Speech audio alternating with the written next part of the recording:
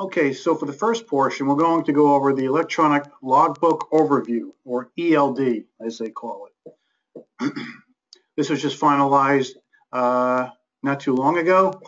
Pretty much everybody has 2 years to comply if you're presently using a paper log at the moment. So let's go over the regulations to get you started. So on December 16th, the FMCSA made its final ruling on electronic logbooks. This will require drivers that are currently using paper logs to switch over to ELDs by December 18th of 2017. The usage, technical standards, exemptions, supporting documents, we're going to be discussing all of that in this presentation. The first question is, who is required to use an ELD? And if you're not sure, it's the same. If you're using a paper log, you'll have to use an ELD. We're going to go over all, there are some exceptions. So let's start off with basically any driver who operates a CMV, which is a commercial motor vehicle, over 10,000 pounds and in use in interstate commerce. Intrastate is included as well. CDL and non-CDL licensed drivers who currently travel beyond the 100 for CDL drivers, 150 for non-CDL drivers, air mile radius, and complete more than 8 paper logs in a 30-day period. So that's the key. If they're doing more than 8 logbooks in a 30-day period, that's when they have to use an ELD. And this is pretty much for everybody. Small fleets, small vehicles, which non-CDL vehicles, passenger carriers, leased or rented vehicles, leased or temp drivers. It's all across the board. The non-CDL trucks, your little box trucks, if you're going over that 150-mile radius, you'll have to use an electronic logbook. But the key thing is 8 trips over a 30-day period, or 8 paper logs.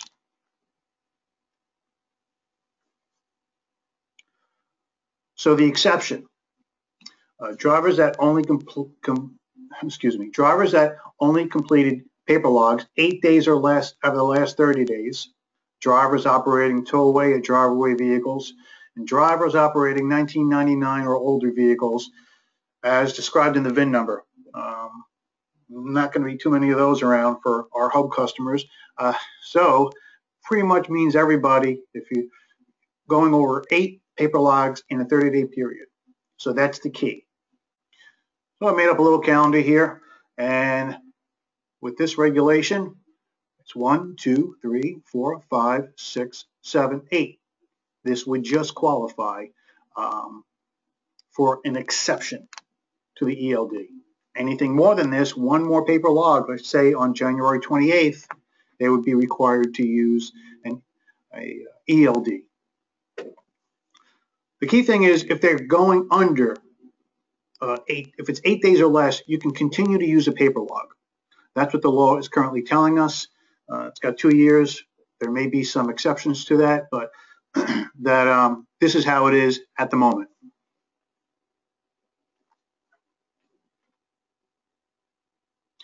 The ELD must capture the following data: the vehicle startup and shutdown, all duty changes, as in on duty, off duty, rest break. It has to capture that.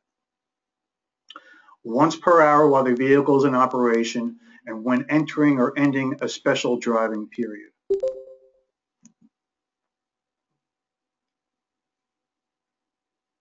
Some of the more data examples are date and time, the location. It has to be accurate within 1 or 10 miles.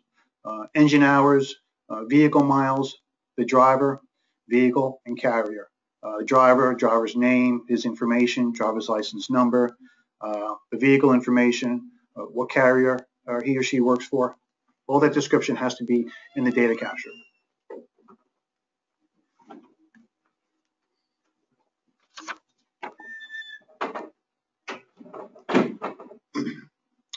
So this is the default duty status. Driving time must be automatically captured when using vehicle data, ECM. So the ECM, that's a computer. That's the brain of the vehicle. All vehicles have it. The data will come from the ECM. That's the key thing. Default to on-duty time when the vehicle is stopped. So the driver starts his day. He gets to his first stop. the unit will know when the vehicle is stopping and put him on duty, like say on duty, not driving. It will do that automatically. All of the non-driving duty changes must be made by the driver. So in other words, at the end of his day, when he's logging off, that has to be made by the driver.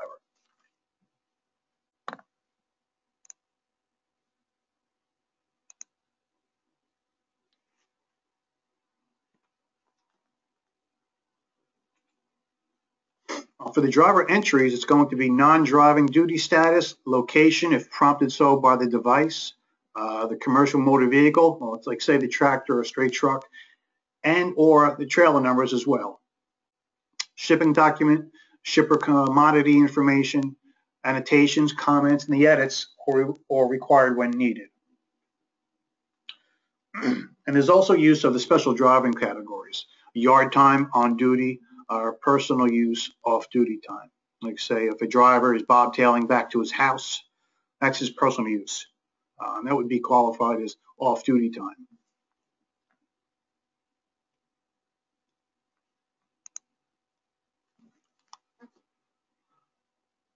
In the vehicle requirements, it's going to be user's manual. This is for the ELD. User's manual, instruction sheet on the data transfer, instruction sheet on if the unit malfunctions, a supply of blank logs, at least 8 days. This is for a backup in case the electronic logbook malfunctions. The portable device must be mounted when the vehicle is in operation. So it's going to work either two ways, either on a tablet or a smartphone application. Either way, that unit has to be mounted when the vehicle is in operation.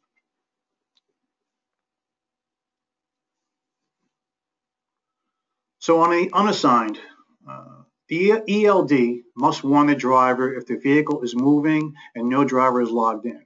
So if he doesn't log in, there must be an alert or an alarm or a warning. He has to log in once the vehicle starts moving.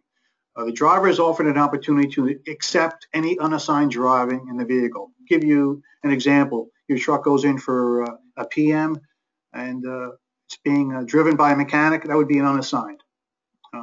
That's how that would configure.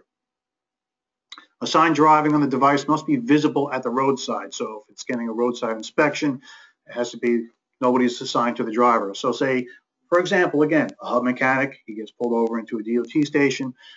They're going to know it's a lease vehicle. He's servicing it. He's an unassigned driver. So that's what that's going to come into play. Unassigned driving time in the system must be dealt with by the carrier and assigned to the correct driver or explained. So it gives you the example. For an example, again, we'll go back to the hub mechanic. He's driving the vehicle. Say they have it in service for 2 days. He test drives it.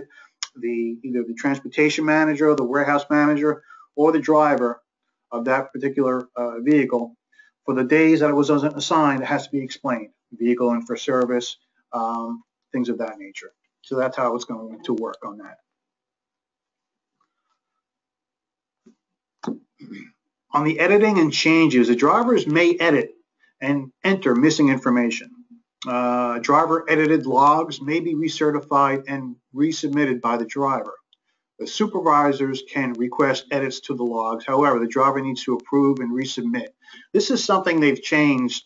I used to use, prior to coming to Hub, my drivers used e-logs. They were not allowed to do any edits. It had to come from, in that case, myself. It came from a supervisor. Now they changed it. The drivers can make edits. But the reason for the edit must be included in all changes. So, for example, putting a dot, he forgot to log out. He comes back at 6 p.m. He forgets to log out, and now he's on the ELD is on duty, not driving, until he comes back in the next morning. Well, when he edits that, there's going to be it's going to show the edit. It has to show the original log out and the original edit and why it was edited. So, for example, driver forgot to log out. All users in the system also have an account and a user ID. That comes in, for an example, multiple trucks in one fleet. The driver is not assigned to the same truck every day. He uses a PIN number, so he can go from truck to truck, and that PIN number will recognize that driver. The driver's account info must include the driver's license number along with other information, basic information.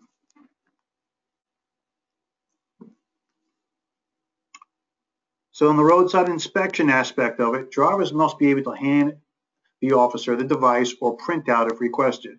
I'm not going to, let me rephrase that. You're not going to see many printouts. The driver must be able to provide electronic records to the officer. That's going to be the most common. Here at Hub, we're working on a system that links up to the Tomato GPS system, and I'm testing a system now where I can automatically email anybody my previous 7 days or 8 days, 2 days, whatever it is, via email. The final rule provides two general methods: telemetric method, wireless web services and email; local transfer method via Bluetooth. So it's pretty much going to be standard, basically sending an email, not too difficult. Let me go back to the roadside inspection. There should also be instructions for the officer how to retrieve the information as well.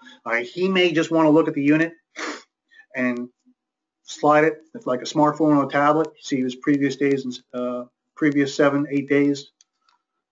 So that can work as well. But if he wants a printout of it or he wants it emailed directly to him, they'll give you that option as well.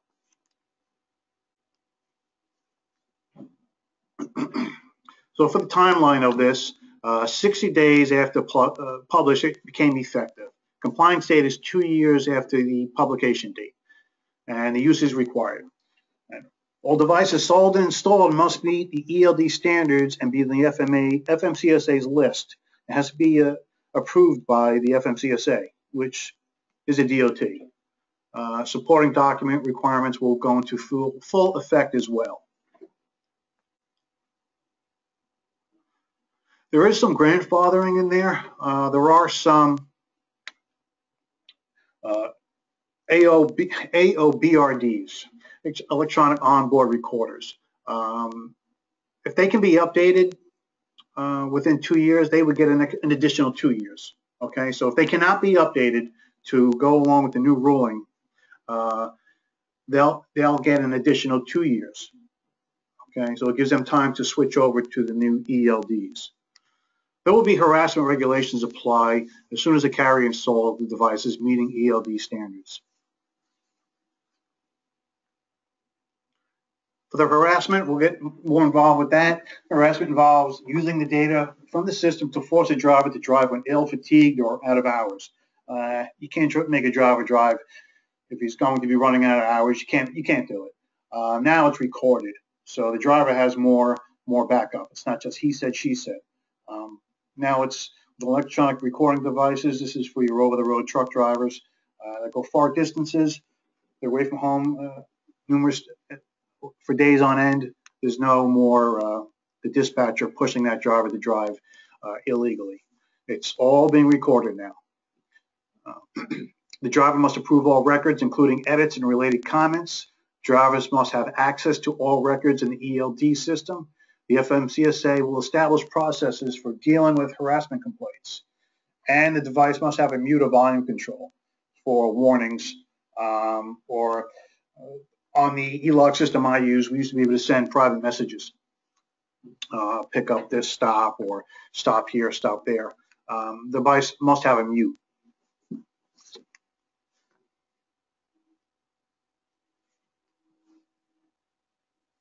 For the supporting documents, it must clearly define. Clearly defining a supporting document includes a driver, location, time, and date, and falls into one of 5 categories: shipment paperwork, dispatch and trip reports, expense receipts related to the on-duty time, electronic mobile communications, tracking system records, GPS, payroll, and settlement records.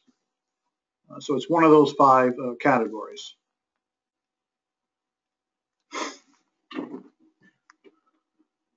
This is going to create, or it's been creating, a lot of questions. This law may be changing. There are already some lawsuits in the works from various entities. So any kind of changes, we will keep you up to date. I know most of our Hub customers aren't really using logbooks. A lot of them may fall into that exception that I spoke about earlier. But there's nothing wrong with knowledge. If your carrier status, you're getting more business and you're going further and further, this is a requirement that's going to be forced on your company from the FMCSA. This is just the first part of this webinar. What I wanted to get into is they made some other ruling changes as well. And I'm just going to clarify what they are.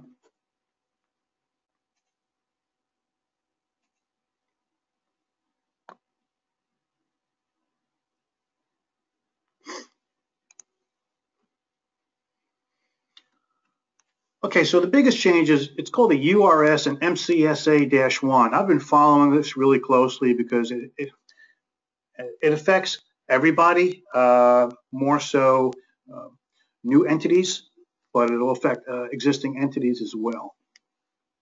So let's just go over this. The URS timeline, September 30th of 2016. This will affect everybody on this part here. As you all know, your DOT number must be updated every 2 years. You had different options to file it. You could have mailed it, you could have faxed it. That's no longer going to be acceptable. It's online only. I recommend online because it gets done within 24 hours. You file it online, it's updated, you don't have to worry. There's no faxing involved. Faxing will not be acceptable. It combines, it used to be called an MCS 150. It's still kind of called that, and OP1 authority forms. If you already have a business now, that really won't affect you, but no more faxing the MCS 150. That's key for you. And the US DOT number will be the sole identifier of the carrier. Any changes, say if the company moves, or you change the number of trucks or number of drivers, you increase or decrease, they want to be notified within 30 days of change. And that's when you would go back to updating your MCS 150.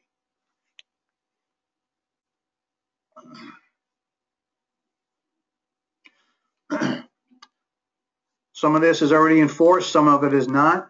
So insurance filing for exempt, this is what's going to change.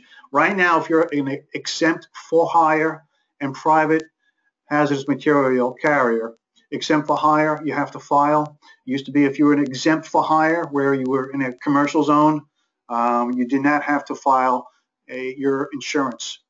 That's going to be changing as of September of this year. Private hazmat carriers, they have to have proof of insurance. The grace period is until December 31st of 2016 for existing, exempt, and private hazmat carriers. So that's the final rule. December 31st of this year, you have to show proof of insurance. New carriers, you already have a DOT number, so this won't affect you.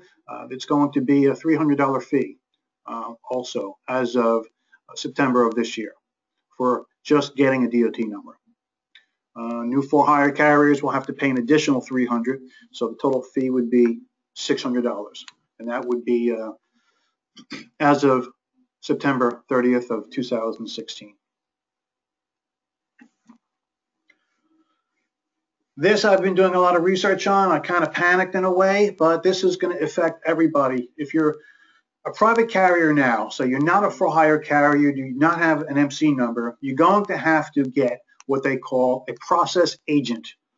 It's called a BOC3 form. This is going to take effect also September 30th of this year. Process agents or BOC3 is required for all for-hire carriers, which that already exists for, private motor carriers, which currently does not, brokers, freight forwarders.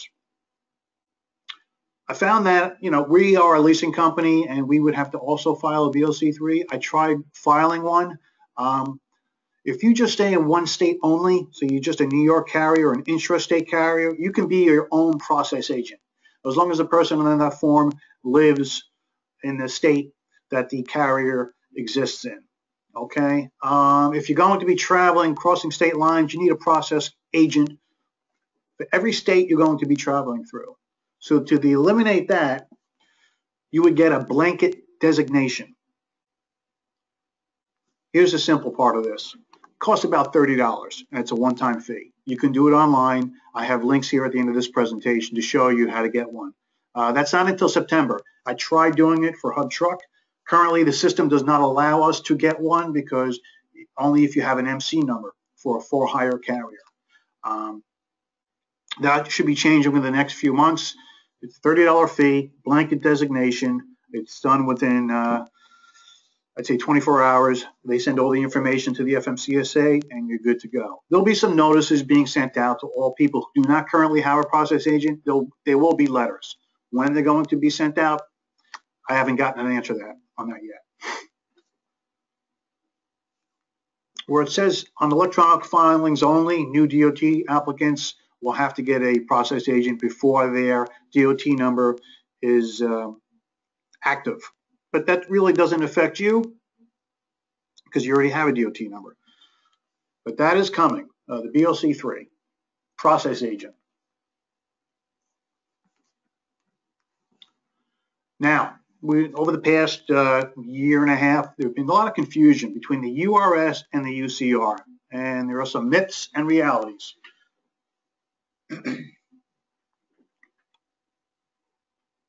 Excuse me one second.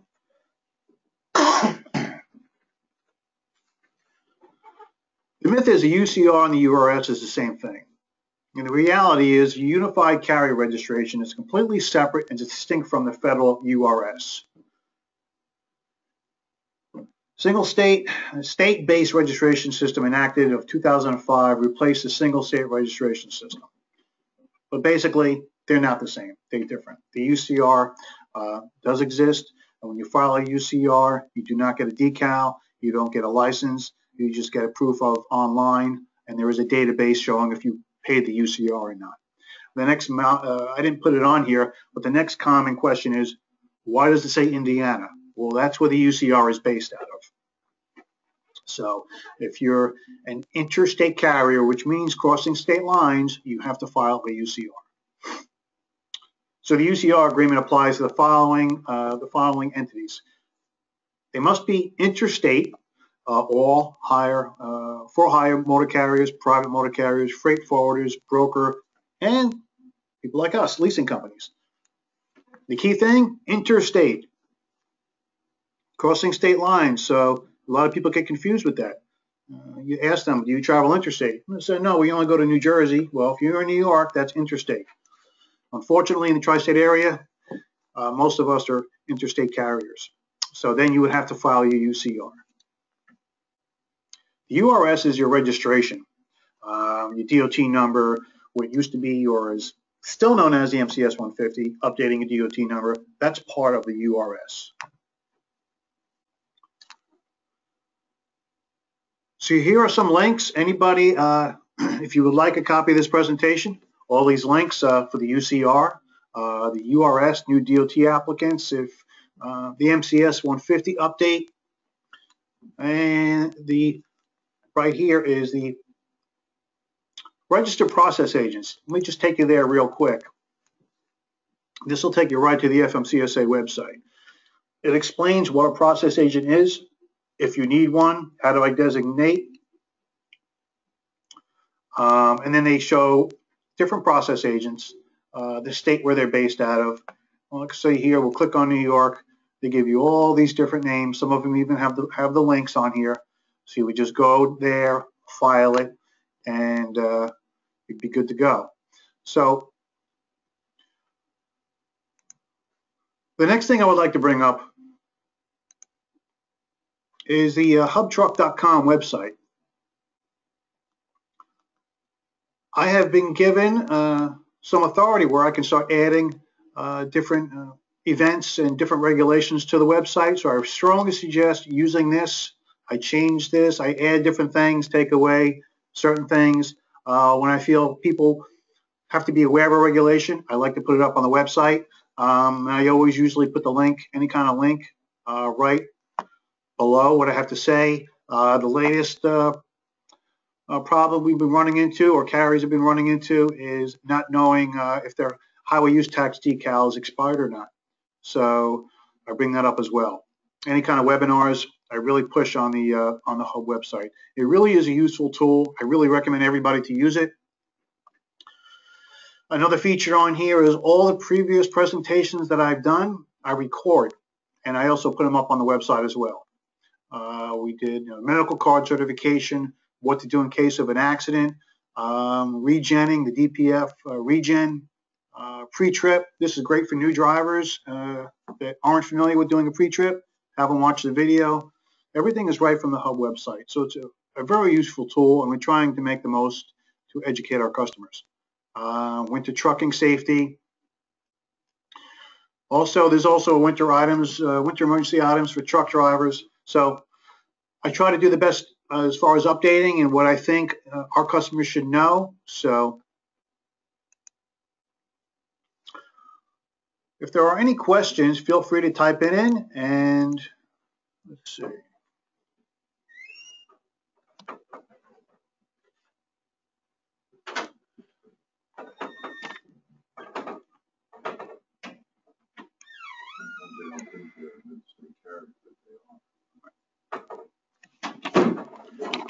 So let's see here.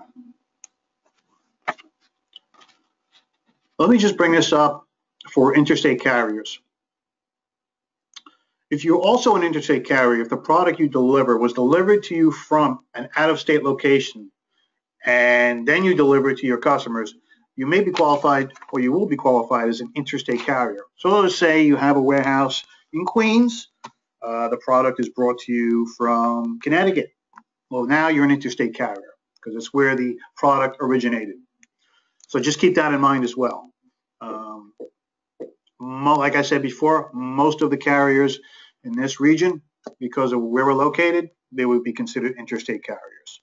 So I just wanted to bring that part out as well. Does anybody have any questions, or would you like to, if you maybe have something to add? Like I said, if you'd like a copy of this presentation, I can email it to you. So just drop me an email, and this will be up on the Hub website as well. But I'm really trying to interact with our customers, and I'm getting to know a lot of you. It's hard to get people in here on a personal basis. You're all busy running your companies. So really, go to the Hub Truck website. It's a really useful links I try to put on there, and I try to keep everybody informed. So just keep that in mind. Well, just something else I wanted to bring up. I am working on a ELD option for our Hub customers, and basically how that's going to work, I've been testing it out, I mentioned that before. That would work in conjunction with our existing GPS. So if you have a GPS, the Tomato GPS that you log on to keep track of your drivers or your vehicles, it would work in conjunction with that. Right now, it's an app on my smartphone, and you can get it either on a tablet or a smartphone. The problem I have is it's 3G only, and I'm trying to get a Bluetooth option because I don't want to have, if a customer wants it, they have to get a 3G data plan for their customers. I'd rather it be Bluetooth. It's going to be an expense already. Why make that expense even more? So to me, Bluetooth is the best option. Now, when I say 3G Bluetooth, how it's going to work is the data is received via the GPS, and then the data is transferred to the tablet or the smartphone. So that data transferred is either done through 3G or Bluetooth. So I'd rather it be done through Bluetooth in order to reduce the cost, if any. So it does work pretty well. I have a GPS unit plugged into my ECM in my personal vehicle, and it goes right to my phone. So it does work out well, but I'm still testing it. So as soon as it's up to my expectations, I will keep everybody informed. Like I said, go to hubtruck.com and definitely use the website. So if there isn't any questions, or if you have any questions, feel free to give me a call or shoot me an email. If you would like a copy of this, shoot me an email as well, and go from there. I don't see any questions yet. Let's see. Okay. Oh, one question that came up.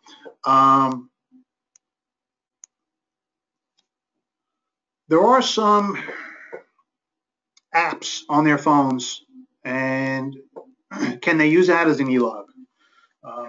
An app alone is not going to work. The data has to come from the ECM. There has to be something plugged into that ECM, and then whatever data, it's transferred to a phone. So there are a lot of apps out there. For a logbook app, that's not going to work in 2 years. That's not going to be accepted. Something has to be gathering data from the ECM. So a handheld app is not going to work. It can work for now, but until in 2 years, it's not going to work anymore. Something has to be getting data from the ECM. I can't stress that enough. So any updates that are going to be coming up or any changes, I will keep everybody informed. It'll be up on the Hub website and through emails as well. So if nobody has any questions, I'll shut down the webinar for now, and we'll leave it at that. Again, thank you everybody for attending, and enjoy the rest of your week. Thank you.